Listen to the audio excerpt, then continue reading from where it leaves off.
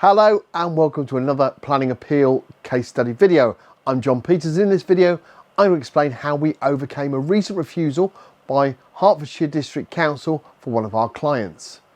This planning appeal was to overcome the refusal for a change of use of the existing detached 2-bedroom ancillary accommodation barn to a detached 2-bedroom self-contained residential dwelling. That was refused by local authority Hertfordshire District Council Planning Department. Our client was initially booked in for a free, no obligation consultation to run through the refusal reasons that had been used by Hertfordshire District Council and to evaluate if an appeal was viable or if an alternative option would be best suited for them. The free, no obligation consultation, which took around 20 minutes, found that this case was viable for appeal to the Planning Inspectorate, taking the decision process away from Hertfordshire District Council Planning Department.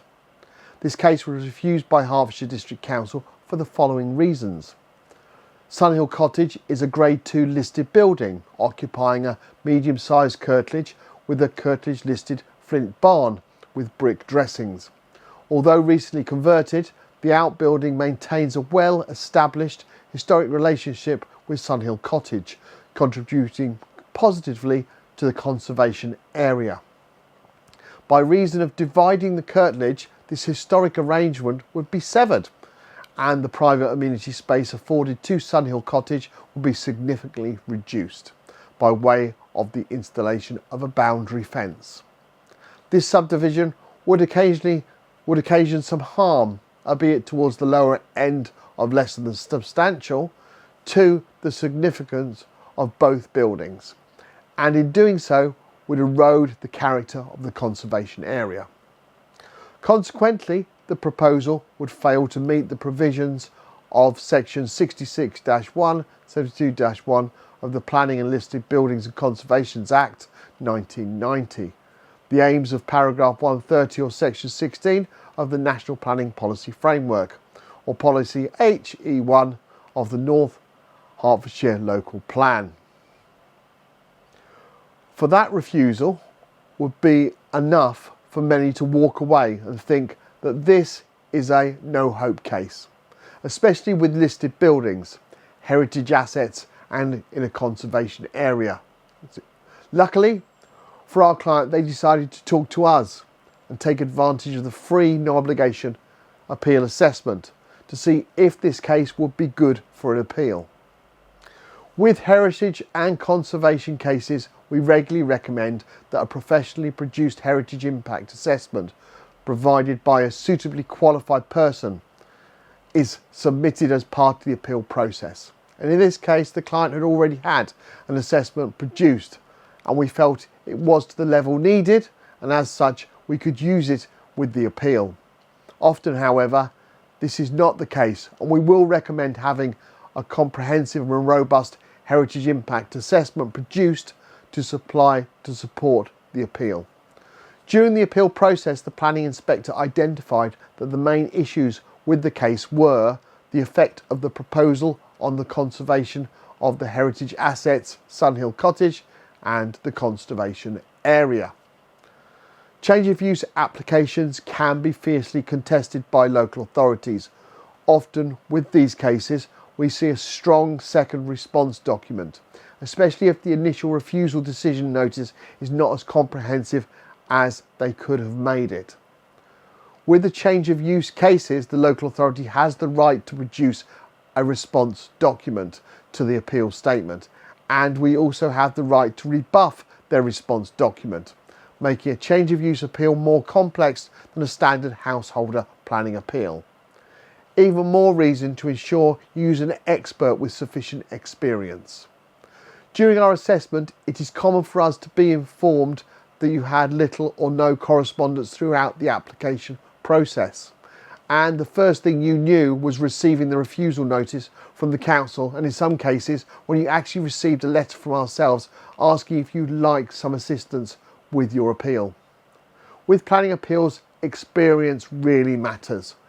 Our specialist appeals team, who handle over 2.5% of all planning appeals in England and Wales that are currently produced and submitted, start by producing a comprehensive and robust appeal statement that in this specific case covered 23 pages, just over 5,300 words. It's important to detail in the appeal statement where the local authority failed in their assessment of the case and how and where possible both local and national policy applies in favour of the appeal. Additionally, if possible, bringing in similar cases that the Planning Inspectorate found in favour of at appeal. Obviously, with the back catalogue we have of wins, we're able to use these cases and what the inspector said in them as additional argument to support the case we're working on. Once an appeal statement is completed, we send the document to the client, asking them to check that they are happy for us to submit the case. If we need to add any additional information the client may have forgotten to previously supply, it's done at this point and the case is then submitted. It is vitally important that all documents and responses are submitted on time throughout the process, as failure to do so will result in appeal not being successful, something we hear about often when people attempt an appeal for the first time. Always ensure you use a professional who has considerable experience of appeals. It is worth asking them for some recent successful planning appeal case studies like you'll find on our website. Due to the large number of cases we represent, we have a dedicated team that liaises with the Planning Inspectorate on a daily basis. In this appeal decision notice, the inspector for the case stated, "The buildings are separated by a rear garden, are of different dates, types of construction and materials. The barn conversion was currently used as ancillary accommodation, contains 2 bedrooms and all the facilities needed for use as an independent unit, including direct access to driveway parking. No physical works to either building would be required, only the subdivision of the rear garden by a fence of 1,650 millimetres, woven wicker and timber posts. The council raised no objection to the creation of 2 dwellings other than the heritage impact and the severance involved. However, in this case, the heritage impact would be negligible. Whilst the gable end of the barn and side elevation of the cottage are adjacent to the road and clearly visible to passers-by, the rear garden and driveway between the 2 buildings are screened by a low wall and tall close border fencing. The subdividing wicker fence would thus be barely perceivable from the road, with the physical relationship of the 2 buildings still apparent. The contribution of the outbuildings to the understanding and significance of the cottage and its history would therefore be effectively unchanged. The reduced curtilage for the cottage would also be barely perceivable, causing minimal harm to the appreciation of the cottage as a heritage asset.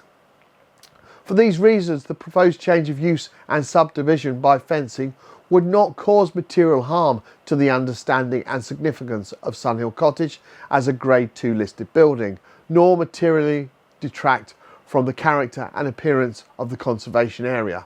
The proposal would not conflict with Policy HE1 of the North Hertfordshire Local Plan 2022, which seeks to protect heritage assets, and would comply with the legislative duties to have special regard to the preservation of setting of a listed building and to preserve the character and appearance of the conservation area.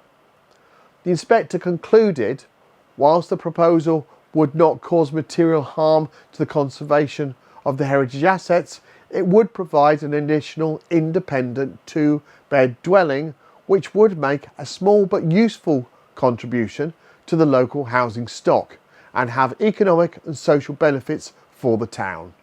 This is important as the information submitted in connection with the appeal suggests the council can only demonstrate 1.47 years supply of deliverable housing land.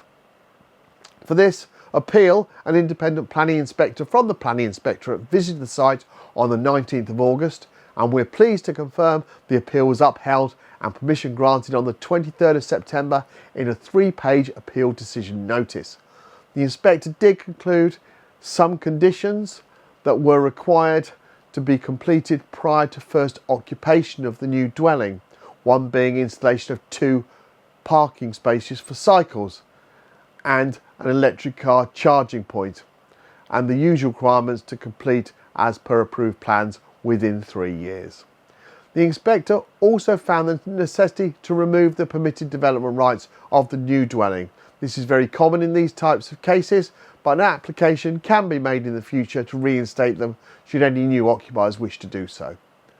If you'd like to find out if we can help you with your planning appeal, complete our online form on our website www.planningappealsuk.com, and our UK support team will arrange for a free, no obligation consultation with one of our planning appeal assessment professionals. Thank you for taking the time to watch this planning appeal case study video, and I look forward to producing another one very shortly. Bye for now.